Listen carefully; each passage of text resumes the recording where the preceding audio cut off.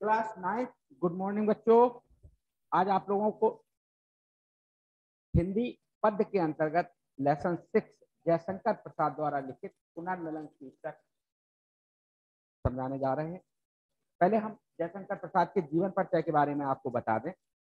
जयशंकर प्रसाद, जिस तरह उनके नाम के साथ जुड़ा है प्रसाद, वाकई में हिंदी जगत के लिए वो प्रसाद स्वरूप ही हैं। जयशंकर प्रसाद जी प्रथम श्रेणी के कवि, श्रेष्ठ नाटककार, कुशल कहानीकार, श्रेष्ठ उपन्यासकार तथा उच्च कोटि के निबंधकार के रूप में प्रसिद्ध हैं। इनकी लेखनी ने हिंदी साहित्य को जिस मुकाम पर पहुंचाया है वो वाकई में हम लोगों को धन्य करती है। कई ऐसी इन्होंने रचनाएं लिखी। इनका जन्म 30 जनवरी 1889 ईस्वी को वाराणसी उत्तर प्रदेश में हुआ था। इनके पिता बाबू देवी प्रसाद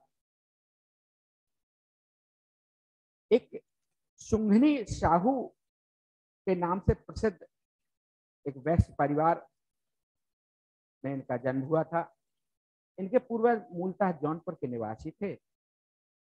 इनके वंश की एक शाखा ने काशी में आकर तंबाकू का व्यवसाय प्रारंभ किया था। प्रसाद जी के पिता का नाम शिवरतन साहू तथा पिता का नाम देवी प्रसाद था। दुर्भाग्यवश इनके माता पिता तथा बड़े भाई की मृत्यु बचपन में ही हो गई थी, इसलिए इनकी शिक्षा दीक्षा भी नहीं हो सकी। जब 8 तक ही ये पढ़ाई कर सके, फिर इन्होंने स्वाध्ययन किया। प्रसाद जी को पारिवारिक सुख प्राप्त नहीं हुआ, जैसा हमने बताया कि माता पिता की मृत्यु और बड़े भाई की मृत्यु हो जाने की वजह से विषम परिस्थितियों से संघर्ष करते हुए, चिंताओं से घिरे हुए, उनके शरीर को भी जर्जर कर दिया। अंत में राज्य इच्छा से पीड़ित होने के कारण 14 नवंबर सन 1937 ईस्वी को मात्र 48 वर्ष की अल्पायु में का भी स्वर्गवास हो गया। जैसा आप लोगों ने सुना कि परिवार में तमाम ऐसी विपत्तियां रही, माता पिता की मृत्यु, भाई की मृत्यु, इन चीजों ने कहीं उन्हें बहुत ही चिंतित कर दिया था। लेकिन इस बीच में उन्होंने जो हिंदी जगत के लिए किया वो वाकई में सराहनीय है। विभिन्न प्रकार के निबंध, उपन्यास, इनके उपन्यासों में मुख्य रूप से जो इनकी रचना है, एक घूंट, राष्ट्री, अजात शत्रु, कामायनी, जैसे कामायनी तो एक बहुत बड़ा ग्रंथ है इनका, चंद्रगुप्त, तितली, कंकाल, आशु, धरना, लहर, स्कंदगुप्त, कामना, जन्मे, नागिया, ध्रुवस्वनी, तमाम ऐसी रचनाएं हैं जिन्होंने इन्हें इतना प्रख्यात बना दिया। काव्य कृतियों में हम कहें, आशु इनकी एक बहुत ही प्रसिद्ध रचना है। यह प्रसाद जी का विरह काव्य है, जिसमें इन्होंने अपनी अंतर्दिशा का वर्णन किया, जो इनके जीवन में परेशानियां रही। झरना, इस काव्य कृति में प्रेम और सौंदर्य के साथ प्रकृति के मनोरम का बहुत ही सुंदर चित्रण देखने को मिलता है। लहर, इसमें छायावाद की प्रवृत्ति पल्लवित हुआ है। कानन कुसुम, इसमें पुष्कर रचनाओं का संलग्न है। चित्राधार, इसमें भाषा, ब्रज भाषा की कविताओं का संकलन किया गया है।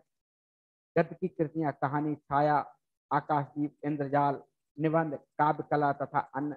उपन्यास में इनका उपन्यास कंकाल और तितली बहुत ही प्रसिद्ध रहे, जबकि इरावती इनका एक अपूर्ण, इनके मरने पर जो समय चल रहा था तो वो अपूर्ण रहा। नाटक, चंद्रगुप्त, स्कंदगुप्त, अजातशत्रु, राष्ट्री, जन का नागिया, ध्रुव स्वामी, सज्जन, करुणा, विशाखा, बहुत सारी ऐसी शैलियां थी जो इन्होंने अपने। प्रसाद जी का भाषा पूर्णतः साहित्यिक और परिमार्जित थी। प्रवाह युक्त शैली में बात करना, जिसमें सर्वत्र ओज तथा माधुर्यपूर्ण गुण विद्यमान था। प्रसाद जी की शैली काव्यगत, बहुत ही चमत्कारित, संपूर्ण काव्य रचना इनकी दृष्टि से गीत एवं प्रबंधन शैली का पूर्ण परिपाक हुआ।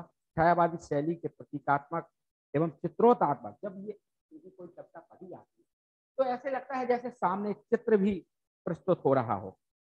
डॉक्टर द्वारका प्रसाद सक्सेना के शब्दों में जयशंकर प्रसाद ने काव्य के क्षेत्र में स्वच्छंदता का जो शंखनाद किया है, उन्होंने द्विवेदी युग की स्थूल नैतिकता के विरुद्ध आवाज उठाई और काव्य के क्षेत्र में एक नए आंदोलन का सूत्रपात किया था। क्योंकि आपको पता है कि 1900 से लेकर 1920-22 तक द्विवेदी युग कहलाया और द्विवेदी का कटाक्ष करते हुए इन्होंने जिस तरह इसका सूत्रपात किया, स्थूलता के विरुद्ध सूक्ष्मता की ओर अग्रसर होने की जो प्रेरणा दी, वो वाकई में सराहनीय है। इन्होंने एक आपके लेसन में 6 लेसन में पुनर्मिलन शीर्षक है, तो नाम से ही स्पष्ट हो रहा है कि मिलकर बिछड़ना और बिछड़कर पुनः मिलना। तो इस पर बहुत ही सुंदर इन्होंने कुछ चंद पंक्तियां लिखकर उस समय का वर्णन किया है जब मनु और श्रद्धा की कहानी इसमें दिखाई गई है।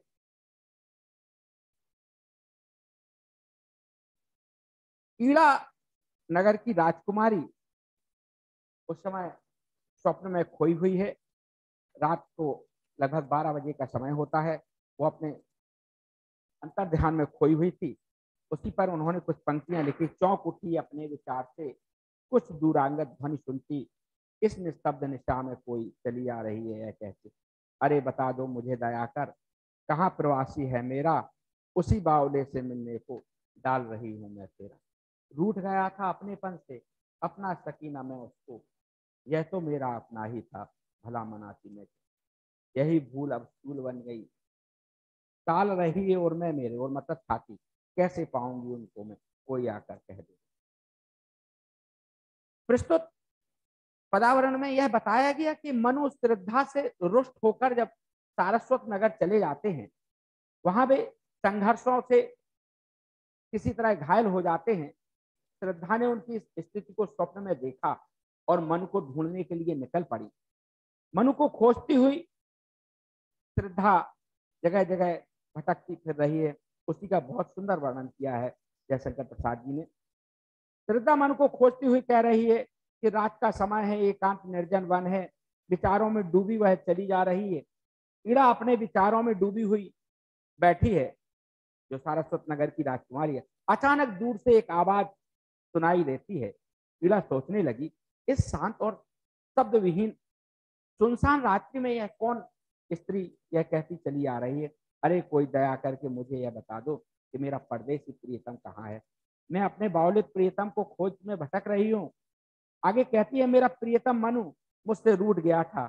यदि मुझे मालूम होता कि यह रूठ के कहीं चला जाएगा तो मैं पहले ही इन्हें मना लेती। यह सोचकर मैं तो रूठे हुए प्रियतम को मना भी सकती थी, भला कोई स्वयं को थोड़े ही मनाता है। मैं तो ये जान रही थी कि हमारी आत्मा आत्मा एक है, रूठना मनाना तो दूसरों को पड़ता है, और ये ऐसा तो हो नहीं सकता कि मुझे छोड़ के चले जाएंगे। मानकर मैं यही अब यही भूल मेरी सूल बन गई, मेरे हृदय में ऐसे चुभ रही है कांटे की तरह। सूल माने कांटा, ऐसे चुभ रही है। अब मैं उन्हें कैसे पा सकूंगी। कोई तो मुझे बता दो कि मेरा परदेसी, मेरा प्रियतम कहाँ है। काव्यगत सौंदर्य में भाषा शुद्ध और साहित्य खड़ी बोली, शैली काव्यगत, रस वियोग श्रृंगार, छंद मात्रिक, अलंकार अनुप्रास और उपमा, गुण प्रसाद। दूसरा दूसरा उसकी पंक्तियां, ईड़ा उठी दिख पड़ा राजपथ, धुंधली सी छाया चलती, वाणी में थी करुण वेदना, यह पुकार जैसे जल, शिथिल शरीर वसन विस्कल, कबरी अधिक अधीर खुली, छिन्न पत्र मकरंद लिपि सी, क्यों मुरझाई होकर। इन पंक्तियों में जयशंकर प्रसाद ने बताया कि ईड़ा उठी दिख पड़ा राजपथ। जब ईड़ा सपनों में खोई हुई थी, उसे जब ये आवाज सुनाई दी तो उठ के वो खिड़की पे खड़ी हो जाती है और देखती है कि इस पथ पर कौन सी महिला ये चिल्लाती हुई चली आ रही। धुंधली सी छाया, क्योंकि जब रात का अंधेरा होता है तो निश्चित है अंधेरे में साफ चित्र नहीं दिखाई देता है। वाणी में थी करुण वेदना, जो उसकी करुण वेदना थी, पति के खो जाने की जो वेदना थी, जगह जगह भटक कर थक चुकी थी, रोती चिल्लाती, बच्चे को साथ में लिए, पै पुकार जैसे जलती। ऐसे लग रहा था जैसे उसका शरीर उसके वेदना से जल रहा हो। शिथिल शरीर, शरीर बिल्कुल शिथिल हो चुका था, क्योंकि भूख प्यास से परेशान, जगह जगह भटकती, थकान, वसन वृष्कल, जो शरीर में कपड़े पहने थे उनका कोई पता नहीं कि कौन सा वस्त्र सही तरीके से पहने, कौन सा ढीला हो रहा है, कौन सा खुल गया है। कबरी अधिक अधीर खुली, बाल थे एकदम खुले हुए, जैसे जैसे मकरंद लुट जाती है। इस तरीके से उसके शरीर मुरझा सा गया था। छिन्न पतरन मकरंद लुटी थी, जो मुरझाई हो कली।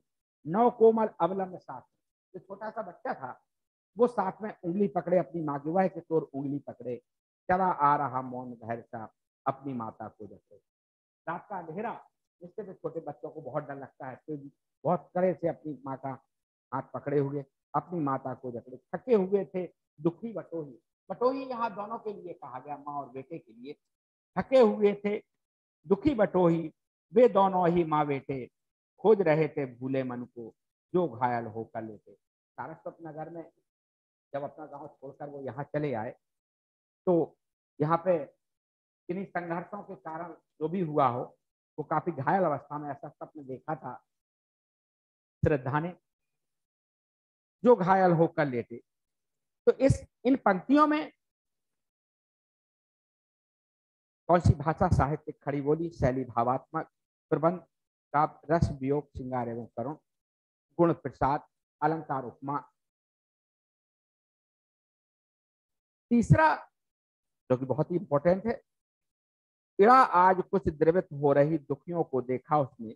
इड़ा जो सारस्वत नगर की राजकुमारी थी, द्रवित मन उसका पिघल रहा था ये देखकर कि कौन है, कौन रोता चला आ रहा।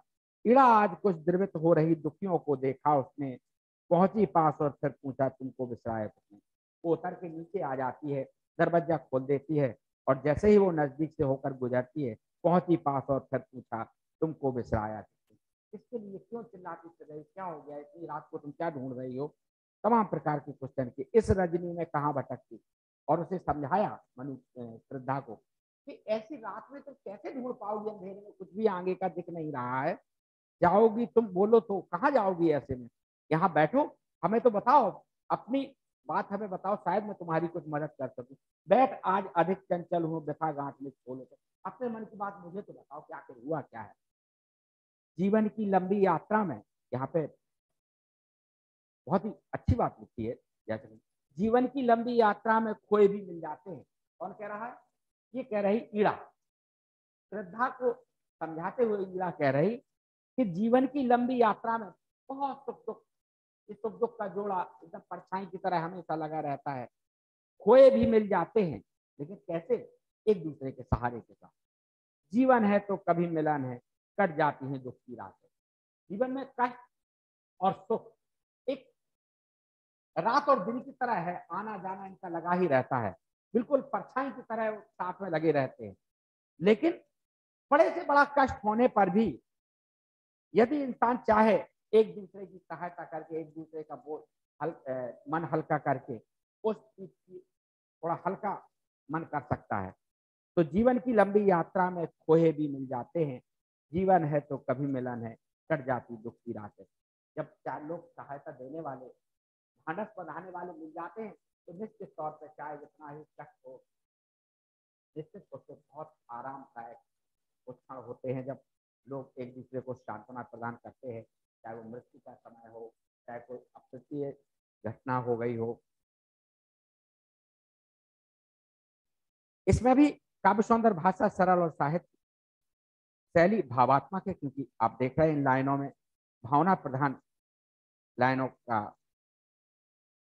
रस, करुण, क्योंकि जिस तरह वो परेशान होती हुई घूम रही है, और शांत रह से, क्योंकि रात का जो वातावरण है वो शांत है, तो कुछ पंक्तियों में शांत रह से, गुण प्रसाद, अलंकार, रूपक। रूपक अलंकार क्यों है, ये सोचने वाली बात है, क्योंकि उस छवि का वर्णन किया जा रहा है जैसा कि उसने दृश्य देखा था। श्रद्धा, नेक्स्ट अगला, श्रद्धा रुकी कुमार शांत था, मिलता है विश्राम यहीं, चली ईड़ा साथ यहाँ पर, वह शिखा प्रज्वलित। सच में वो बच्चा जो मनु के साथ था वो थक चुका था, जैसे ही ईड़ा ने उन्हें रोका, दोनों को, उन्हें भी लगा कि विश्राम कर लेना चाहिए। चली ईड़ा के साथ जहां पर वह शिखा प्रज्वलित। तो ईड़ा थी, उसके घर में एक ऐसा वातावरण सजा हुआ था, एक जगह आग जल रही थी, आग के पास ही वो जो मनु का श्रद्धा का पति था मनु, वो किसी तरह लोगों के बताने पर वहां आ चुका था, मतलब बुलवा उठा लिया गया था उसे, जो किसी ने बताया कि वहां पर एक घायल नौजवान पड़ा है। तो देखिए ये यहाँ पर कितना सुंदर जयशंकर जी ने वर्णन किया है कि किस तरह एक दूसरे का सहारा बनते हैं। और भगवान जब कोई अच्छा करता है, अच्छा कार्य, तो निश्चित तौर पर वही यहाँ पे इन चंद पंक्तियों में दिखाया। चली इड़ा के साज यहाँ पर वह शिखा प्रज्वलित। आंगन में एक वेदी के पास अग्नि जल रही थी, उसके पास में एक चटाई बिछी थी जिस पर मनु लेटा हुआ था। सहसा धरती ज्वाला एकदम, उस समय जब आग धधक नहीं रही थी, धुआं सा हो रहा था, जैसे ही उसमें अपने आप आग धधकी, सामने वहां पर एक परछाई सी दिखी कि कोई लेटा है, मंडप आलोकित करती। कामायनी देख पाई कुछ, पहुंची उस तक डग भरती। जैसे ही श्रद्धा ने देखा, दो चार कदम बढ़कर आंगन में पहुंची, देखा वहां जिस अवस्था में जैसा स्वप्न देखा था, मनु उसी अवस्था में, घायल अवस्था में लेटे हुए। कामायनी देख पाई कुछ, पहुंची उस तक डग भरती। और वही मनु घायल सचमुच, तो क्या सच्चा स्वप्न रहा? क्योंकि बताते हैं अपन लोग खुदाई के पहाड़े होने वाले स्वप्न सब तो होते हैं। जैसा उसने स्वप्न देखा था वैसा ही वो सच्चा हुआ। आह प्राण पे, उसके मुंह से आह निकली, श्रद्धा के मन से आह निकली, आह प्राण पे यह क्या तुमसे, धुरा हृदय वन नीर।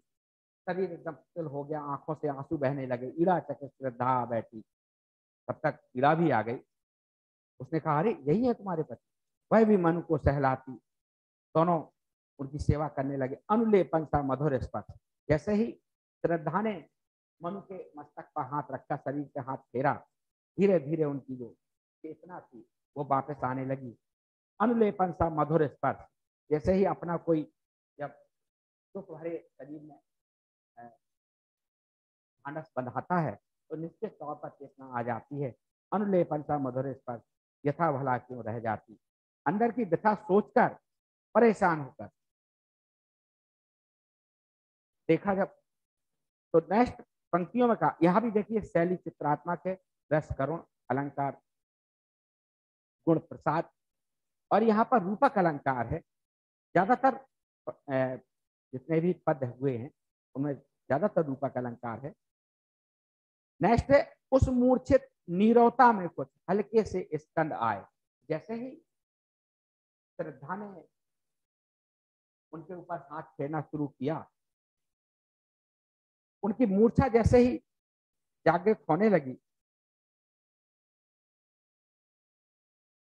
उन मूर्छित नीरवता में कुछ हल्के से स्पंद आए। आंख खुले, झपके, फिर बंद हो जाए, इस तरीके की हरकत उनके शरीर से होने लगी। मनु के आंखें खुली चार कोणों में, और जब धीरे धीरे दो चार बार आंख बंद हुई, खुली, बंद हुई, और जैसे ही एक दूसरे को देखा, दोनों के आंखों से, दोनों उसकी आंखों से और इनके आंखों से आंसू बहने लगे। चार बिंदु आकर छाए।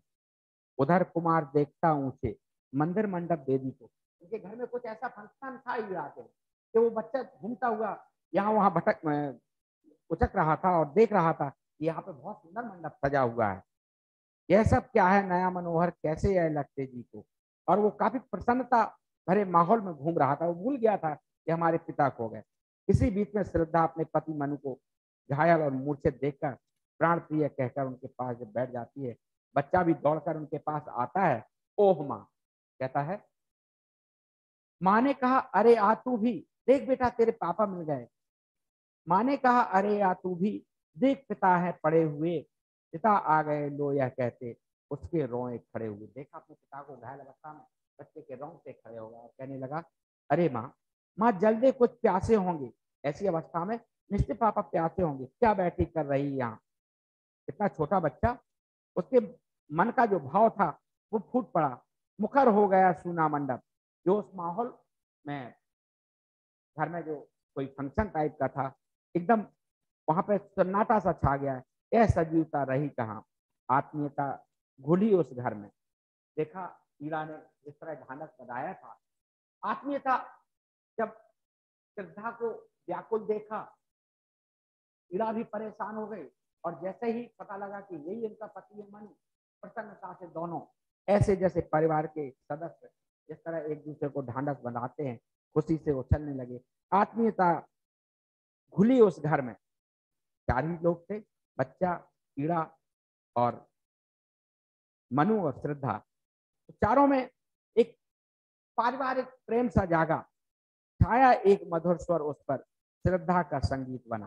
यानी श्रद्धा के द्वारा जो करुण वेदना सुनाई जा रही थी वो संगीत में बदल गई। कहते हैं कि वक्त हमेशा एक सा नहीं होता है, समय निश्चित बलवान होता है और एक दूसरे का सहारा बनना, जिस तरह ईड़ा श्रद्धा का सहारा बनी और उसका पति मनु जिसे वो ढूंढती फिर रही थी वो मिल गया। एक खुशी का पल, शैली भावात्मक, रस शांत, गुण माधुर्य, अलंकार, उपमा और अनुप्रास। 4-5 पंक्तियों में पहले उपमा अलंकार फिर अनुप्रास।